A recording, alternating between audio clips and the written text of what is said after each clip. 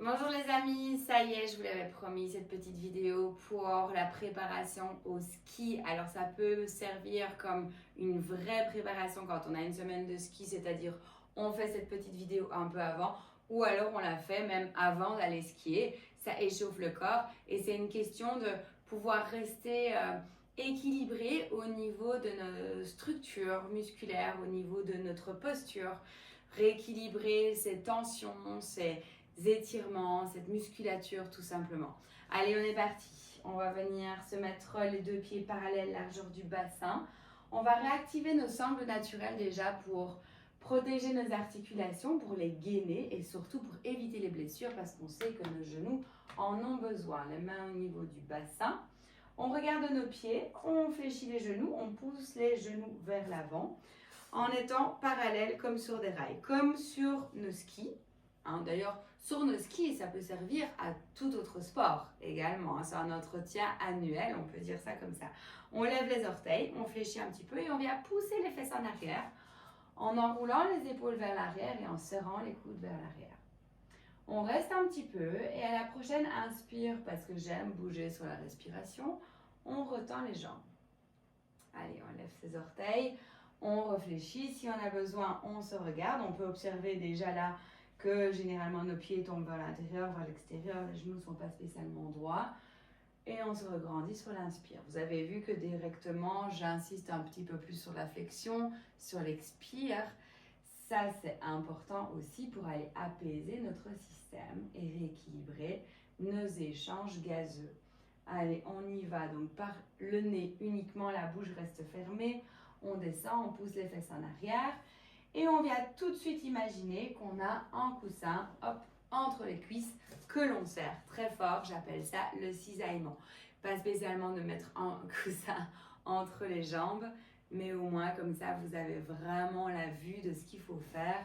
Les épaules en arrière, le fait de cisailler, ça va en plus de ça créer une force centrale qui va élever, allonger, décoapter notre système pour protéger notre posture et se regainer correctement. Allez, on se concentre juste sur les mouvements, on retend, on laisse faire jusqu'au sommet de la tête, les épaules en arrière et on peut même tirer maintenant nos mains en arrière. On expire, on reste le plus longtemps possible, les orteils levés. Déjà là, on peut sentir que ça travaille. Et une dernière fois, on se regrandit. La prochaine fois, on va rester en position de la chaise, les épaules en arrière. On essaie de lever la poitrine vers le ciel. On tire ici et la prochaine inspire, on va venir monter sur la pointe des pieds, faire l'inverse en serrant tout vers la ligne médiane et on redescend sur les talons. On vient travailler les chevilles en étant en position évidemment comme le skieur. Bon, là, je suis un petit peu fléchie que quand je skie, un petit peu plus fléchie, mais ça fonctionne aussi. Allez, on monte sur les orteils, on revient les pieds à plat, les orteils levés. On fait encore un. Si c'est too much, vous pouvez toujours relâcher un petit peu. Et à chaque fois, on relève les orteils. On recadre vraiment bien notre structure, notre alignement, c'est important. Ok, on retend les jambes, on les tend au maximum, on serre tout vers la ligne médiane et on garde les orteils levés. On va laisser faire la respiration dans les moments de pause et on peut observer que quand on lève les orteils, on va gainer en fait nos tendons qui sont liés aux muscles que l'on active, qui retracent en fait un bon alignement et regainent un bon alignement au niveau de nos piliers, de nos jambes. Ça va protéger nos articulations dans les mouvements de flexion, extension latérale également aussi dans ce sport qu'on aime tant qu'est le ski. Éviter les blessures. Allez, on recommence encore une fois, on fléchit, on lève les orteils, on tire les mains en arrière. Et là, on va venir ressentir qu'on va gainer le dos également. C'est-à-dire, on pousse les fesses vers le haut et on s'incline légèrement vers le sol en rentrant le bas du ventre. On réfléchit et on redresse la poitrine. Et à l'expire, on va tendre les jambes jusqu'au bout de l'expire, en s'inclinant et en ouvrant la poitrine, toujours avec le menton ouvert aussi, sans tirer sur la nuque, pas besoin. On allonge juste la colonne vertébrale et les bras sont en arrière. Plus en arrière que le tronc. Allez, on tend, on lève les orteils, on va ressentir avec ce cisaillement toujours que l'on garde le gainage au niveau de nos piliers et au niveau des muscles du dos quand on se redresse. On tend jusqu'au bout de l'expire et à l'inspire, on se redresse. Encore une fois, on expire. Et cette fois-ci, à la flexion, on va venir mettre les coudes comme si on faisait un chousse. On regarde nos pieds, on les réaligne en levant les orteils, toujours en observant bien que nos genoux sont pointés dans la direction du deuxième orteil, les fesses en arrière. Le petit creux au niveau du bas du dos, j'en ai pas encore parlé, mais ceux qui me connaissent, vous savez, on garde les courbures de la colonne vertébrale pour protéger notre dos, ce qui est très important. Les mains au niveau des tibias, on vient tendre un petit peu plus les jambes et on relâche la tête vers le sol. Si on a besoin d'une pause, on se redresse tout simplement, les mains au niveau du bassin, jusqu'au sommet de la tête, le bas du ventre rentré, et on garde le bassin bien au-dessus des talons. On relâche les orteils. On lève les bras vers le ciel, cette fois-ci les mains à l'arrière de la tête. On ouvre la poitrine, on réfléchit, on lève les orteils, on s'allonge sur la ligne médiane et on expire, on tend les jambes, c'est encore un peu plus intense avec les poids des bras à l'arrière de la tête. On se redresse et on tend les jambes. Allez, on est reparti, on expire, on descend. On tend les jambes. On réfléchit et on se regrandit. On expire jusqu'au bout de l'expire. Tout ça, c'est sur la même expire. On essaye, on tend les jambes. Et à l'inspire, on fléchit et on se regrandit. Encore une fois, on fléchit, les coudes bien vers l'arrière. On tend les jambes. Ok, on fléchit. Cette fois-ci, on tire les mains en arrière. On vient prendre les mains à l'arrière de notre dos si on peut. Sinon, on garde les mains à l'arrière de notre bassin, les coudes bien serrés vers l'arrière. Et on se regrandit, on tend les jambes. On serre ces deux jambes l'une vers l'autre. Donc, on continue le gainage en cisaillant les deux jambes et en levant le menton. On vient juste laisser faire la respiration ici jusqu'au bout de l'expire, en ressentant qu'on va rentrer le bas du ventre. Ça gaine nos abdos de faire ça. On laisse faire l'inspire tout à fait naturellement. Et on vient jusqu'au bout de l'expire. Ok, on relâche les mains de chaque côté. Prochaine inspire, on lève les mains vers le ciel. On lève les orteils, toujours peut-être ça aide à garder cet alignement au niveau de nos jambes. Ça gaine nos articulations pour éviter les blessures, comme vous l'avez vu. On vient mettre les coudes sur les genoux et on vient toucher le bout des doigts.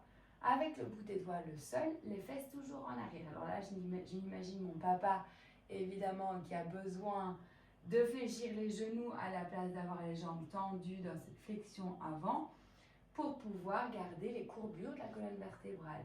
Il n'y a pas que mon papa qui est un peu raide à ce niveau-là. Donc, je vous montre, je prends l'exemple. On remet les mains au niveau des tibias pour inspirer, pour ouvrir la poitrine. Et à l'expire, cette fois-ci, on réfléchit les genoux, le bout des doigts au sol. Mais on peut relâcher la tête vers le sol. À l'inspire, encore une fois, on tend un peu plus les jambes, le bas du ventre est rentré. Ça va étirer toute la chaîne postérieure. Et en même temps, vous avez vu qu'en levant les orteils toujours et en continuant à fléchir les jambes, ça gaine tout notre pilier. Nos piliers, parce qu'on en a deux évidemment. On va reculer le pied gauche vers l'arrière, grand pas de géant, okay. Loin derrière, les mains de chaque côté du pied avant, et là, on peut venir mettre une main, si on manque de place, au niveau du genou à l'avant. On fléchit le genou à l'arrière et on lève la poitrine. Et on vient faire des flexions-extensions. Fais attention à garder le genou au-dessus du talon, du pied avant. Le pied à l'arrière, on ressent un gros orteil sur le pied. On appuie bien et on ouvre la poitrine. Et on vient exécuter des flexions-extensions au niveau de la jambe à l'arrière pour ouvrir le bassin, mais aussi échauffer. Comment est-ce qu'on échauffe? Ici, en gardant le gainage, c'est ce fameux cisaillement. On veut rapprocher les deux jambes l'une vers l'autre, le pied de derrière vers l'avant, le pied de devant vers l'arrière. Et on continue. Quelquefois, encore une fois, on expire, on garde le genou cette fois-ci au sol. On vient reculer le haut du corps vers l'arrière et avancer le bassin vers l'avant. On peut ressentir évidemment que ça va étirer le psoas, le muscle iliopsoas.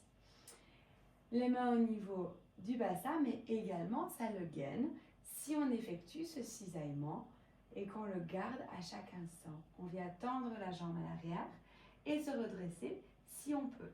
Si c'est too much, on garde le genou à l'arrière vers le sol, on essaie juste de le décoller un petit peu en gardant la face antérieure de la cuisse vers l'arrière si on peut et on redescend.